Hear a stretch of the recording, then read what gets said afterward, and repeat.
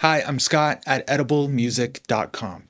If you're someone who has a bunch of song projects that have been in the works for a really long time, maybe they're sitting on your computer folder, or you just have some chord progressions in mind, or an 8-bar loop, or even if you've got the full song all together but you can't quite get that mix finished, then I want to help you break down the reasons why that might be happening and maybe some ways to overcome the noodling that you're doing instead of actually finishing the projects. And what do I mean by noodling? When you are working on music, you're obviously motivated to do so. You want to and you enjoy it, but you end up sort of sitting back and reworking the same ideas. And this is a pitfall that a lot of people fall into. And there are some ways that you can try to get out of it and continue to make progress in the way that you deserve, because you deserve to have your projects completed. Let's break this down into two different categories, and we'll call the first outside stuff. And these are things that are not really to do with the actual music that you're working on. They're life things, relationship things, things that might be on your plate or in your head or bugging you, those kinds of things. The second we'll call inside stuff, which refer more specifically to the music that you're working on and some of the frustrations that can come up from there. When we're talking about outside things, we'll talk about that first. And I'm not going to be able to offer you some clinical solutions about how to resolve them. But when I talk about these sorts of things, you probably have some in mind that are bugging you. You might be hungry, or you might just need to have a glass of water, things that are very simple. But you might also have a lot on your plate. You might be in a negative emotional state. You might be having trouble in some sort of a relationship. And so those things burden you and they distract from the attention that you want to be able to give to your music. And they'll continue to do that until you've figured out a way to resolve it. Those are the outside things that can prevent the progress and the focus that you want to be able to give to your music making.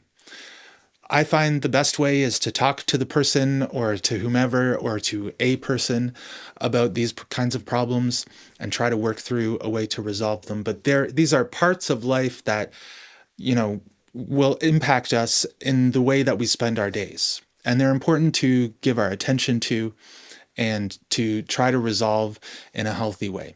But let's talk more about the inside things, the music related things. There are two things that will stymie your progress, that will cause you to revert to noodling rather than to finishing the project that you're working on. One of them is that you don't have a clear sense of what the goal of the project actually is.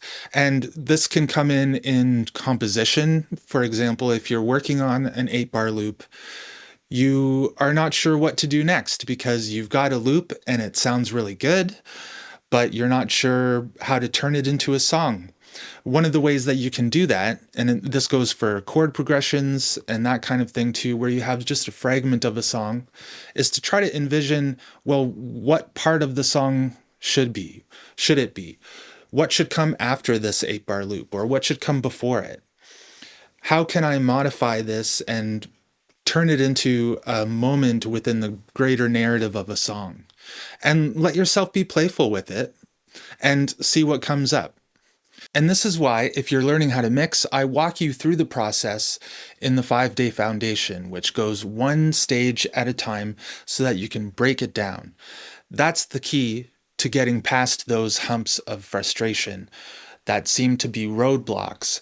But you just have to break down what the actual problem is and go a little bit by a little bit and solve it that way. If you're trying to figure out how to use EQ and compression and effects like delay and reverb, it's also important not only to understand them as they are, but also how EQ and compression relate to one another and how EQ and delay and reverb relate to one another in order to achieve the kind of balanced mix that you might be looking for.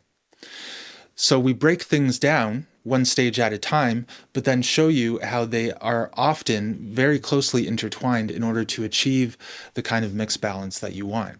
If you want to use that then I encourage you to. It's at ediblemusic.com/5days. If something is difficult and we don't have a sense of how to achieve a goal, then we start to feel less motivated towards it because we don't have a clear pathway towards the thing that we want to accomplish. So if your goal is to write a great song, or if your goal is, I want to make pro level mixes, or I want to make pro level masters, or I want to produce the most amazing song I have so far. If you're not actually sure how to achieve that, then your brain will start to tell you, whoa, what is this? I don't know what this is or how to do it. Let's avoid it. I'm not really motivated to do this anymore.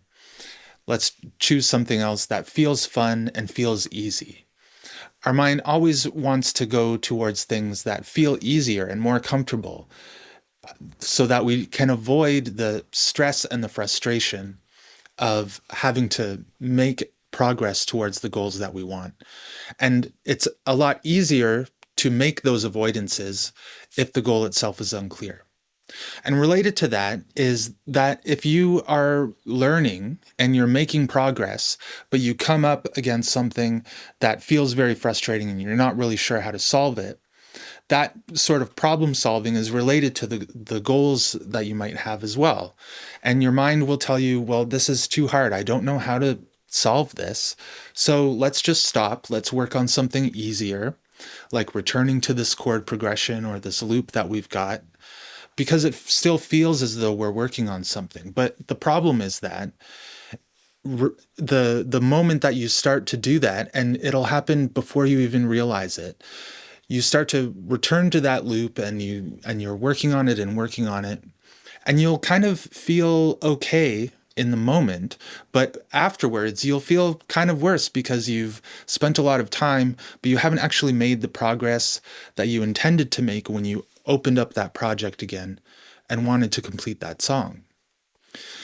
So if you don't have a sense of the goal and you don't have a sense of how to achieve it, that can be one thing. But if you are learning and you're taking steps towards that goal and you're finding yourself stuck, then you will probably have the same sort of trouble.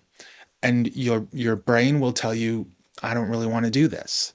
So here's what I want you to do. I want you also to comment below and tell me what the thing is that you find to be so frustrating that gives you that roadblock that prevents you from making the kind of progress that you want. As I've been talking, I'm sure there has been something in your mind that you have remembered, like, oh, this is the thing. It's really frustrating. I don't get it. I don't know how to do it. My brain ends up telling me to avoid it, and so I do. What is that thing? And I want to help you to overcome that. Let me know. It'll help you a lot, I think, if you write it down. Write it in the comments, and it will affirm it in your mind that this is a problem that you want to solve, and then you'll be able to figure out the steps towards solving it. So the next time that you find yourself noodling, I want you to notice when that happens, because again, we all open up our music projects with the intention of making clear progress, but there's this flip that gets switched. If we find ourselves hitting a roadblock, then we start noodling again. And I want you to notice when that moment happens and what the reasons for it are. What is the frustration that's produced, and when does it happen? Let me know.